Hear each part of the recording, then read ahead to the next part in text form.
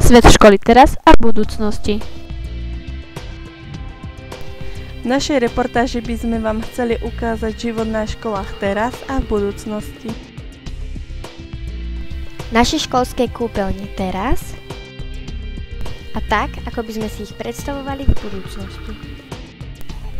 Triedy. Takto vyzerajú naše triedy teraz. Lavice sú popísané, steny sú prázdne a celkový vzhľad triedy je nezaujímavý. A takto nejako by mohli triedy vyzerať o niekoľko rokov. Samozrejmosťou by bolo mať počítač na stole.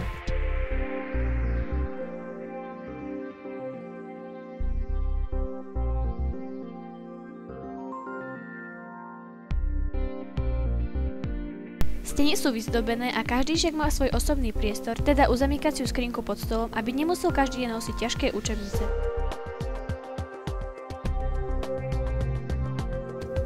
Uzamykacia skrinka a samozrejme počítač.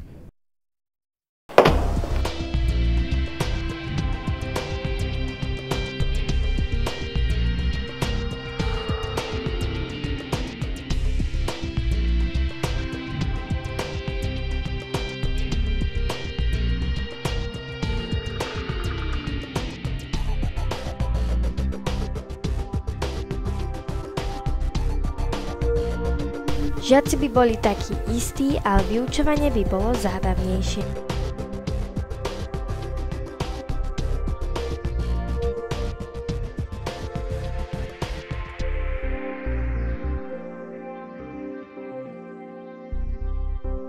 Toto je obyčajná tabuľa, ktorá sa dnes na školách bežne používa.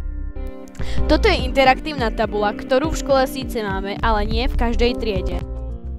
Na škole by mohli byť nielen interaktívne tabule, ale aj veľké magnetické, na ktoré by sa napríklad písali alebo lepili oznamy. Tak na tomto sedíme teraz a na tomto by sme mohli sedieť o niekoľko rokov. Iné miestnosti. Keď si chcete oddychnúť teraz a možno o niekoľko rokov. Jedáleň. Takto vyzerá naša jedáleň teraz a takto by mohla vyzerať neskôr. Každá trieda by mohla mať svoju vlastnú malú jedáleň.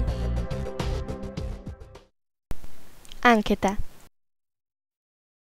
Vyhovujú vám terajšie stoličky v triedách? Máme a nedá sa na nich sedieť. Sú pokazené, ale to je asi vina žiakov. No to by boli rade ešte v tomto prípade skôr žiaci. Ja stojím, takže ja stoličku nepoznám. Nie. Staré a poničené. Nedá sa na nich sedieť. A zachytávajú sa oni vlasy. Nevyhovujú mi, pretože zachytávajú sa mi tam vlasy a bude to tam mimo praskané. Páčilo by sa vám, keby mal v každej triede každý žiak svoj vlastný notebook?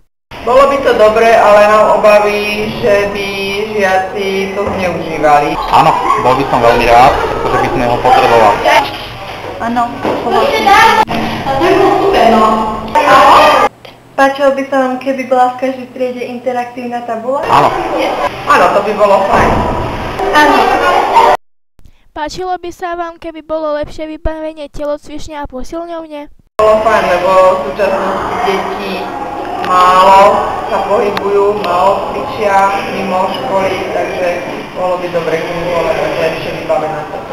Áno. No, to by bolo super. Áno, samozrejme, nedá sa tam nič robiť. Nič sa nejde. My sme si pre vás pripravili túto tému, Pretože sme chceli zistiť, ako školy vyzerajú teraz a ako by mohli vyzerať o niekoľko rokov. A z našej ankety sme zistili, že Keby sme mali notebooky, tak by to neprekážalo učiteľom a žiakom by to vyhovovalo.